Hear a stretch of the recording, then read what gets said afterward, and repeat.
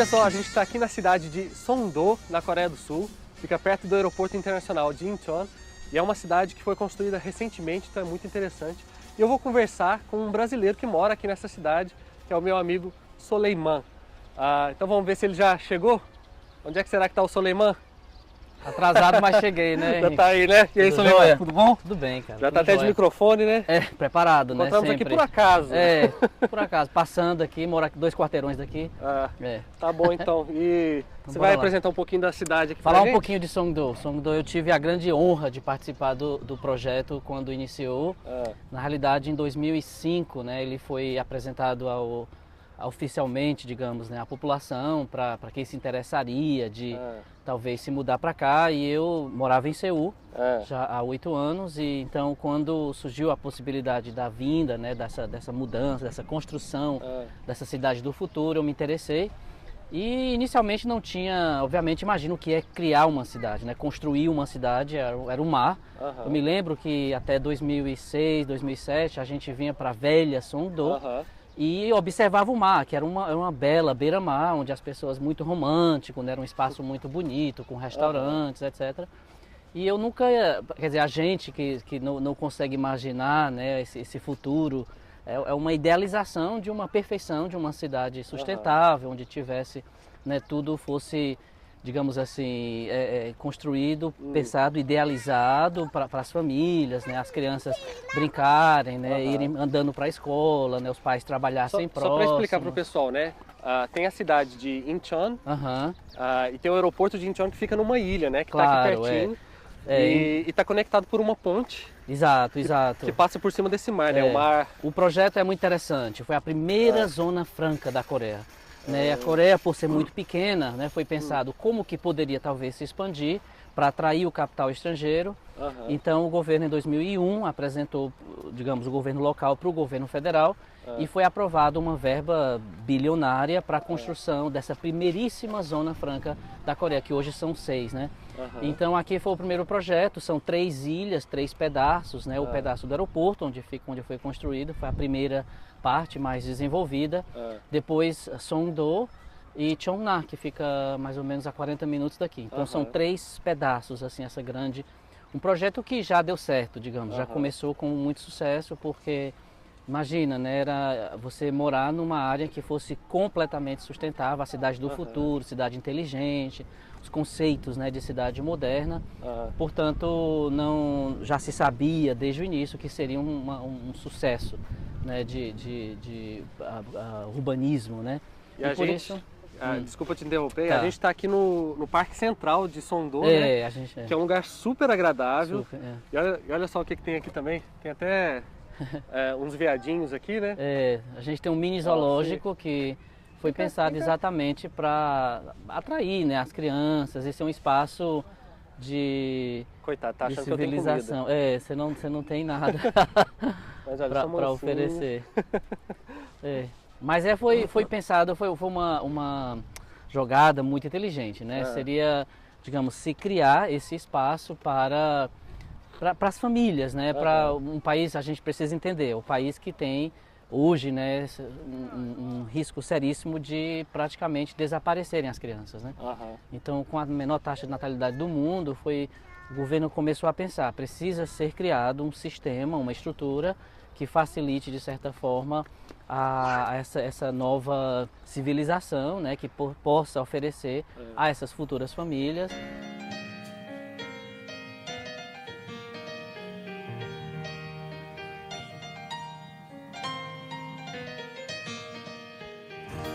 Mas a educação é o mais importante, né? A base, a prioridade de tudo, de todo o orçamento familiar. Então volta à questão que eu falei, o número 1, que é a economia, né? Por ser já se pensa, né? Quando é interessante, por exemplo, eu dirijo uma escola aqui, né? Então as crianças quando nascem, ainda bebês, passam em frente à escola, sabem que é uma escola, digamos, hoje em dia com toda modéstia, mas a escola top do país. eles passam, quando o bebê nasce, já programando que daqui a 4 anos entraria nessa escola, né? O sonho dessa família. Já que você falou da escola, já que você falou da escola, conta um pouquinho pra gente como a história da escola. É, porque você é um dos poucos brasileiros, o único que eu conheço que mora aqui em São Dô e trabalha numa escola internacional. Né? Quando a cidade foi pensada, eu acho que voltando a essa questão da educação ser a coisa mais importante, né, para tudo, inclusive a política de governo é pensada em torno, né, quando os bairros são criados, é pensado logo onde vão ser construídas as escolas. Tá, aqui em Song Do foi a mesma coisa. Eles imaginaram que quando Song Do tivesse os primeiros habitantes, em cada bairro, né, como é oficialmente a política de educação de todas as secretarias de educação do país, de ter, por um número X de habitantes, uma escola. Mas como era uma zona franca, assim, né, e para atrair o capital estrangeiro, então necessariamente teria que ter a escola e as universidades. Por isso que tem a Escola Internacional, né, criada, foi fundada em setembro, quer dizer, a gente chegou em 2009, para vocês terem uma ideia, um ano inteiro de preparação dessa escola, que seria inaugurada em 2010. Então, foi inaugurada em 2010, em 2012 as universidades foram criadas, então o Complexo Universitário e a Escola Internacional, que eu sou diretor de admissões. Diretor de admissões, então... É um trabalho mais difícil da escola, né? Você imaginar, por exemplo, para dar uma ideia, esse ano nós tivemos cerca de 500 candidatos para pouquíssimas vagas, né? A gente está falando menos de 100 vagas. E são todos coreanos ou tem alunos estrangeiros também? A lei federal, ela determina uma porcentagem, uma cota para essas duas... Por ser internacional. Por ser internacional. Então, em Seul, que segue a Secretaria de Educação de Seul, tem uma lei específica que é 30% para coreanos e 70% de vagas para os estrangeiros. 70%? Nossa, então toda escola internacional, são 32 escolas, né, no país inteiro. Em Incheon, por ser uma zona franca, tem uma regulamentação específica, são leis específicas. Eles determinaram que seria aqui 40%. Então 40% de coreanos e 60% de estrangeiros. E esses estrangeiros são estrangeiros que já moram na Coreia ou os pais mandam de outro país para vir aqui estudar? Como é que é importante entender, a Coreia ela não é um destino, digamos assim, para se recrutar um profissional, né? Não é um Hong Kong, não é um Singapura, não é Taiwan, não se tornou ainda um país destino para essas famílias, né, se mudarem. Não é tão atrativo ainda quanto os nossos competidores, né? Mas nós somos muito, digamos assim, sortudos aqui em Songdo por termos, né, a sede da Samsung para toda a parte de biotecnologia, o prédio da ONU, o Fundo para o Desenvolvimento Sustentável, né, o Banco Mundial. Então são organizações internacionais que estão localizadas aqui, as sedes são aqui e também essas empresas, a POSCO e outras que têm sede aqui em Songdo. Isso ajudou muito, né, a gente ter esse volume, digamos assim, de estudantes, de famílias que para cá vêm, para Songdo. Então, são 35 nacionalidades na escola, então são pessoas que ou vivem aqui ou que se mudaram para cá. Existia um fenômeno muito grande quando Songdo foi construída, de muitas famílias se mudaram para cá, ou compraram um apartamento aqui, mantendo o apartamento em Seul, em outra cidade, porque sabiam que essa seria, digamos, né, a grande cidade para a Coreia, né, um modelo de cidade sustentável. Passar aqui por cima? Bora. Melhor. Isso aqui é para quê, será? É uma ponte dentro da ponte. É a parte mais alta Então, mas como é um lugar muito bonito, né, foi pensado também que seria interessante ter um espaço para fotografias, etc. Então se tornou, não sei se vocês sabem, mas um grande palco para as propagandas. Toda propaganda vai ter alguma coisa em Songdo. Tem muito programa de TV aqui, né? Programa de televisão. Acho que aqueles trigêmeos, se não me engano. Eles moram aqui, moram naqueles prédios ali. Olha só. Então, é pra quem já viu aí o programa que tem os trigêmeos, né? Tem, E aqui dá para ter uma visão... foi filmado, ele filmou muita coisa aqui perto do Central Park. O Central Park é a parte central, né? E aqui dá para ter uma visão, assim, praticamente da cidade toda, né? Dos prédios que tem aqui. E é interessante ressaltar que aqui era o mar, então isso aqui foi tudo aterrado. Foi tudo aterrado. Meu Deus, é uma área gigantesca. Gigantesca. É o maior projeto urbano do mega mundo. Projeto, né? Ele foi pensado exatamente para ser uma referência para esses locais onde não poderia, dentro da própria, né, o território nacional, de se expandir. Então seria, né, mais ou menos uma solução para o problema de espaço no mundo, e por isso teve tanto sucesso. E onde é que a gente está indo agora? A gente vai conhecer uma parte leste do Central Park, né, do Parque Central, que é onde fica a sede da ONU, do Fundo de Desenvolvimento, etc. E é a parte, digamos, menos habitada, onde tem menos apartamentos, e tem mais escritórios. Você falou que tem uma torre aqui? Que torre é essa? E a torre de observação da cidade. A gente vai subir lá para ver. Onde que é? Consegue lá naquele prédio de IBS triângulos. Tower? Ou esse aqui? Nessa daí, que é chamada G-Tower. Ok. Nossa. Parece que cortaram um prédio. Ele tem uma arquitetura, foi pensado exatamente para ser digamos, um espaço para essas inovações, né, de arquitetura, etc. Os prédios aqui todos têm uma arquitetura bem única.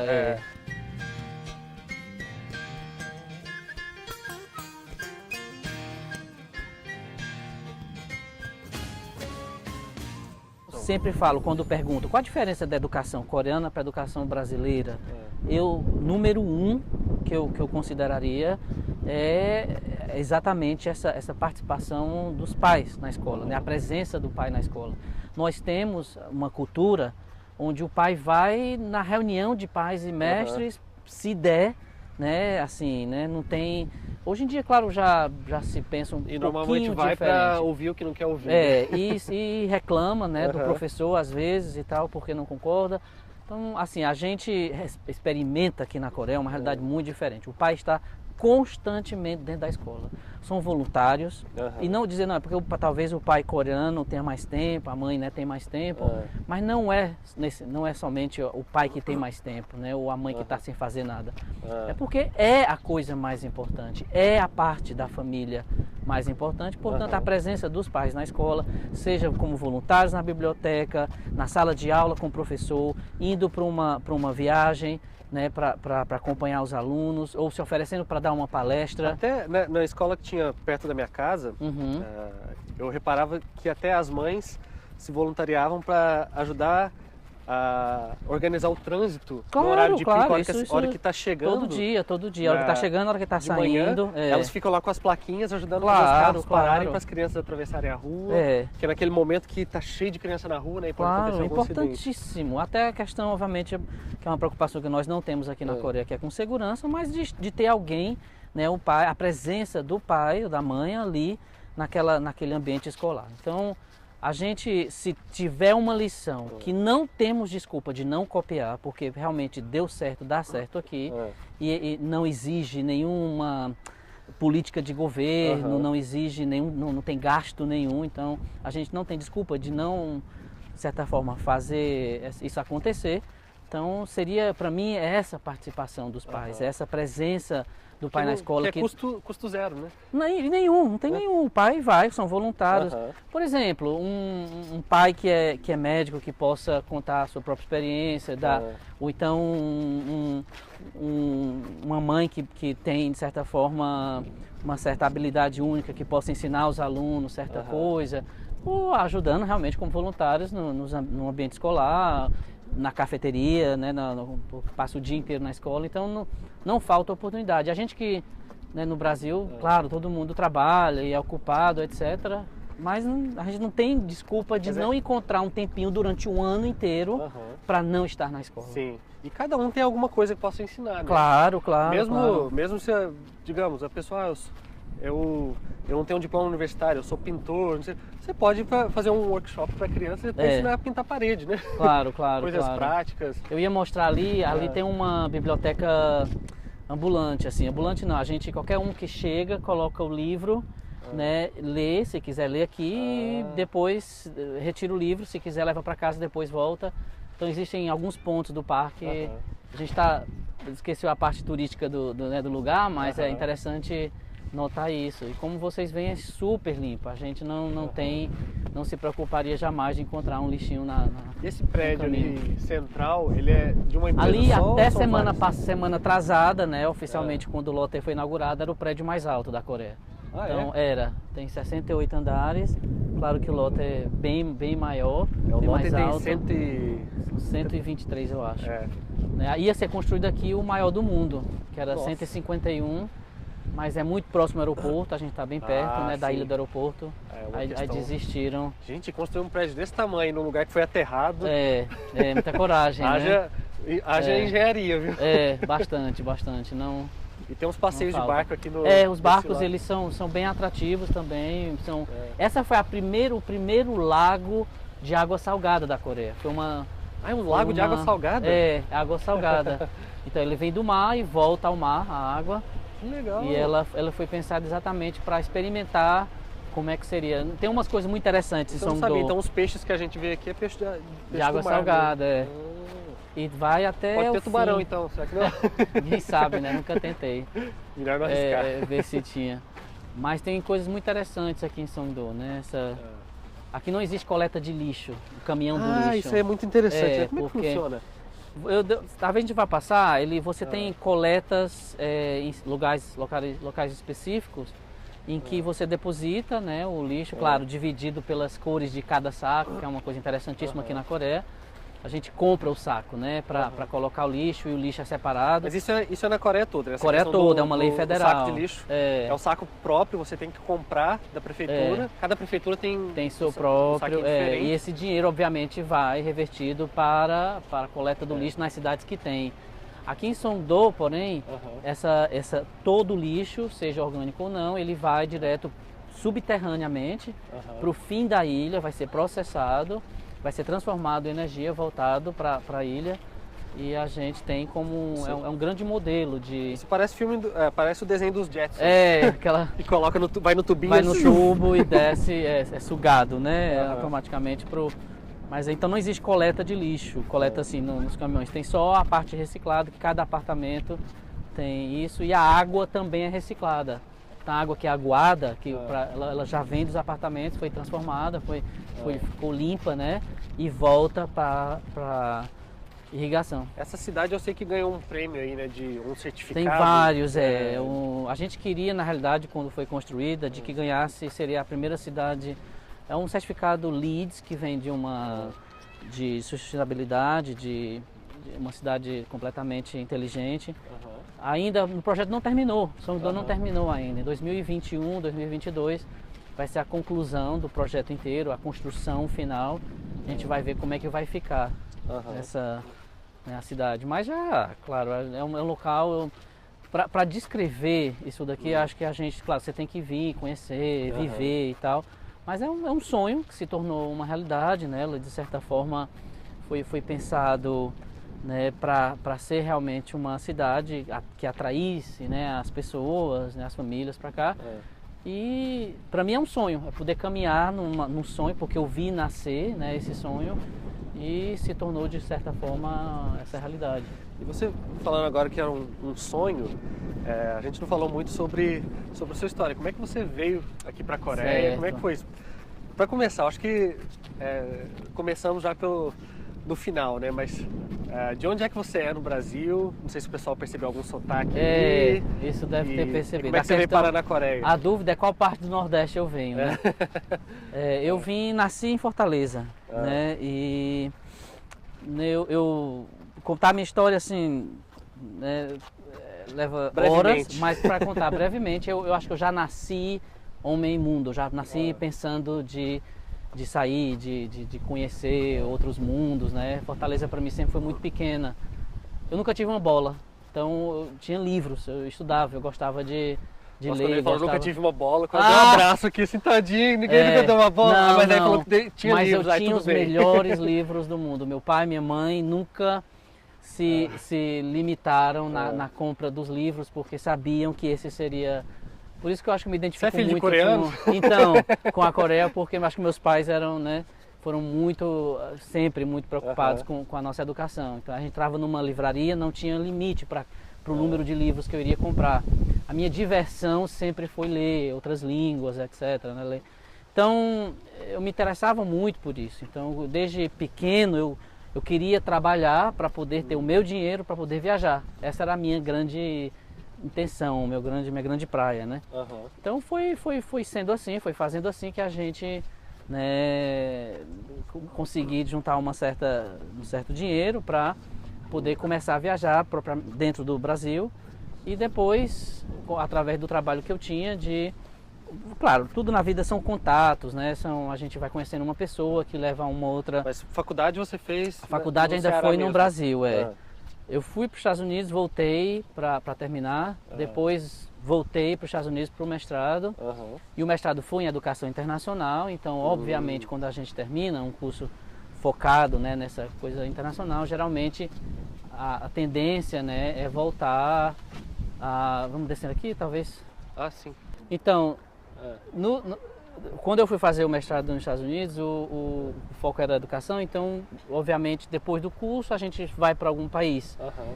Por algum acaso, que eu não sei exatamente explicar, os meus grandes amigos eram coreanos. Então, como eu já me interessava muito pela língua, né, eu quis aprender o coreano, um pouquinho, pelo menos a ler e escrever, e aprendi o alfabeto lá. Quando você estava nos Estados Nos Unidos? Estados Unidos ainda. Uhum. E quando eu terminei, a minha orientadora perguntou se eu queria ir para a China, porque a Universidade do Texas tinha aberto uma... Você estudou na Universidade do Texas? Foi, Eu em San também. Antônio. Ah, eu estava em Austin. Em Austin, né? Pertinho ali. Em Austin a gente ia para as festas, né? Lá Era a cidade das festas. Mas aí perguntou se tinha se alguém interessado para ir abrir a universidade na China. Mas aí a China, né, nos anos 90 não era, nos anos não era muito quase atrativo. 2000 não era tão atrativo. Mas se tivesse alguma coisa na Coreia, eu viria. E foi o que aconteceu. Foi uma fundação educacional que tinha universidade, tinha uma escola primária, uma escola secundária. Fala uma coisa, naquela época também, você falou da China, mas a Coreia também não estava no radar. Não, também não. De Mas como eu nenhum, tinha né? os meus amigos coreanos, conhecia as suas famílias e me achava muito interessante a relação uma coisa mais deles pessoal, né? com as famílias, quando os pais vinham visitar, etc. Me tratavam como filhos. Eu pensei, poxa, isso aí é mais ou menos como eu penso a minha família, né? Meus pais são as coisas mais importantes que eu tenho na vida. Então eu queria vir para um ambiente em que tivesse essa mesma relação. E aqui, obviamente, eu encontrei, vim para passar um ano, já estou no 17º, Nossa, mas é 17 anos. São... Você vê exatamente Parece no que ano foi 2000. ontem. Vim, aí a vinda final com o contrato foi em 2001. Então, 16 anos, assim, seria. Então tem. Então você viu a preparação para a Copa de Total. 2002? 2002 foi o grande ano, né, da gente aqui, porque... Foi quando muita gente ficou sabendo da existência da Coreia. Foi né? quando nós fundamos a Associação Brasil-Coreia também, porque sim. não tinha nada, então, mas foi uma época que precisava ter alguma coisa. Imagina você sediar um evento como é a Copa Mundial e, sei lá, a gente aproveitou esse momento tão importante da história da Coreia para poder, digamos assim, ter essa... Desculpa te interromper, mas o que é essa escultura interessantíssima. Aqui? Existem algumas poucas coisas no mundo que são comuns a todas as culturas, né? Dizem que a música, né, os tambores, toda cultura tem um tambor ligado, né, à cultura, né, originária, e as máscaras também. Então toda cultura, principalmente no passado, utilizavam máscaras. Então, essa é uma escultura dedicada. Existe uma lei federal na Coreia, no país inteiro, não somente em Seongdo, que todo prédio precisa de uma escultura. Você sabe disso, né? Então, todo prédio, seja ele a partir de 3 andares, tem que ter uma escultura de um artista local. Então, como o parque tem essa função também de ser um local para culturas, né, foi pensado essa grande escultura representando as culturas do mundo todo que tem em comum, por exemplo, as máscaras, né? Então são máscaras de todo mundo. Todos os países? De todos, são 112 países representados aí, que tem alguma coisa, né, em comum. Qual será que é a máscara brasileira? Deve estar escondida por ali. Nós tínhamos, né, as máscaras antigas né, que a gente usava nas festas antigas. Deve ser máscara de carnaval. Então máscara de carnaval que já vem da Itália, né? Essa é uma tradição já europeia. Mas nós temos um pouco disso. A gente vai atravessar a ponte agora. A gente vai atravessar a ponte, vai pro outro lado do do rio que cruza, né, o Central Park, e depois a gente desce novamente para ir para a torre.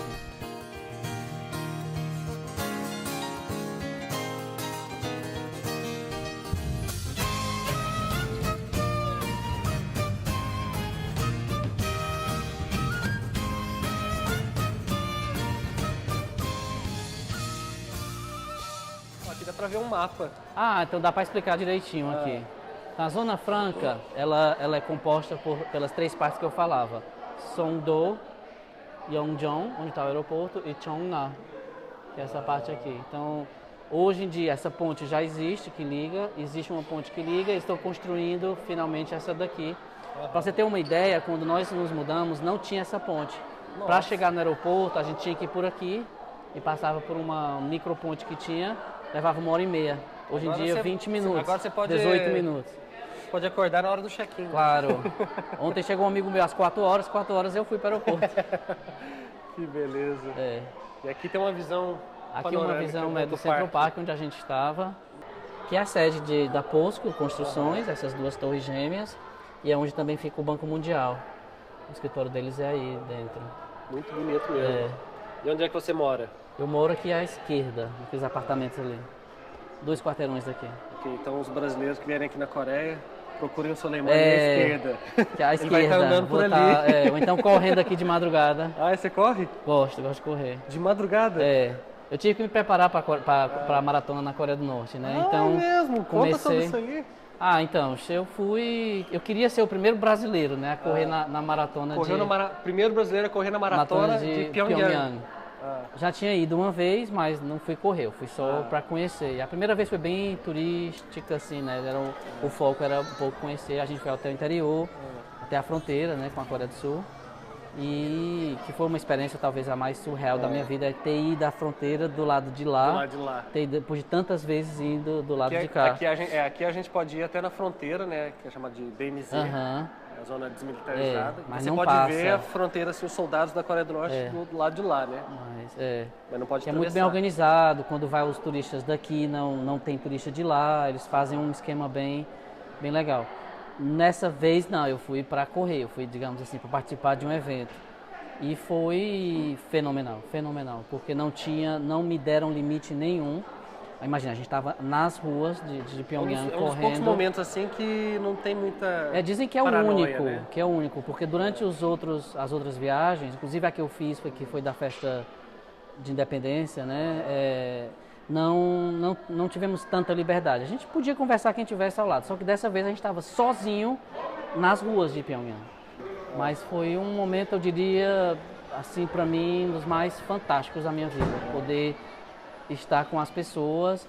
Eu tomei uma atitude um pouco arriscada, que foi não voltar para o estádio. Eu fiquei nas ruas, mas eu queria poder experimentar o dia a dia sem ninguém ao meu redor, digamos assim, Você saiu guia andando por conta própria? Por conta própria.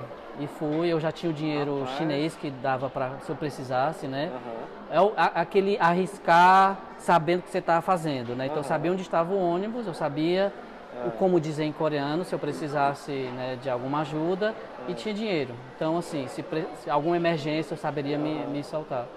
E foi isso que aconteceu, assim, eu fui para um festival que estava acontecendo deles, fora, onde eles estavam, né, conversando, e você chegou a falar em coreano com algum norte-coreano lá? Então, era essa a minha intenção, de sentar.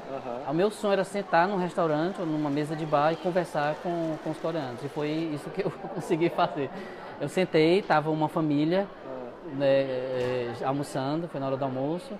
E a gente começou a conversar, assim, perguntando de onde eu vinha, o que eu fazia. Sentiu muita diferença no sotaque ou dá pra se comunicar? Tem. Eles são muito formais, eles falam, né, do coreano mais alto. A gente fala que tem a linguagem formal e a informal. E os norte-coreanos são mais formais. São mais formais, até mesmo assim entre eles eu percebi que é um pouco mais formal. Quando é mesma idade, mesmo, é bem formal, né? Mas quando é mais formal eles procuram formalizar esse diálogo.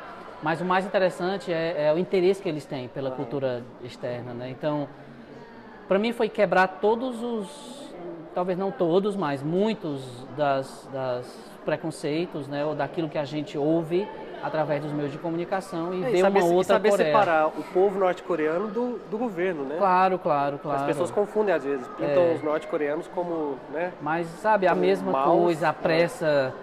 A primeira coisa que o cara disse, olha, vocês precisam aprenderem uma frase, uma palavra, que aqui na Coreia do Norte é muito comum. Eu fiquei, qual será? Eles pali-pali. Ah, Digo, mas foi a primeiríssima coisa que eu ouvi quando eu cheguei há 17 anos atrás. pali-pali une as Coreias. É uma coisa em comum, o mesmíssimo pali-pali de vida. Todo mundo correndo, né, de manhã cedo com as malinhas para ir pro Eu trabalho. imaginava que lá seria mais Não. tranquilo. E uma vida assim, sabe? Claro que é a Coreia há 40, 50 anos atrás. Aham. Então, se você estudar como era a Coreia do Sul, né, há décadas atrás, é a mesma coisa. Tem um ar vintage, né? Você... Total. É tudo um pouco soviético, assim. O tem estilo aquela de roupa coisa deles também tá meio bem parado no tradicional, o corte de cabelo, essas coisas, porque... Mas aqui também. tempo. Aham. Tem muito canto que você vai, se você for no interior, estão todas as senhoras com o mesmo corte, ou mesmo parecido corte de cabelo. A forma de se vestir é muito parecida. Quem sobe montanha se veste muito... Quer dizer, acho que a gente precisa ser um pouco mais cauteloso com aquilo que a gente diz sobre os povos, né? Porque tem uma variedade muito grande, existem, né, aqueles que viajam, tem muitos deles que já foram para a China, né, ou para o Japão, ou que viajaram, que já sabem, conhecem um pouco daquilo que acontece no mundo. Muitos deles ilegalmente assistem às novelas daqui, né? O nosso próprio guia contou. Eles não são Que tão... é muito difícil hoje controlar. Eles não estão tão isolados como a gente imagina. Não, essa nova geração, né? Pelos meios de comunicação e tudo. Então todo mundo tem um celular, claro, com Restrições. não é como a gente que tem acesso a tudo, mas Lema, foi ótimo ouvir sua experiência aí. então espero Riquíssima. que tenha Falamos muito. contribuído aí para alguma coisa. Não, com O trabalho que certeza. você faz é fenomenal. Eu acho que a Imagino. gente tem, quando viaja no mundo, tem duas opções.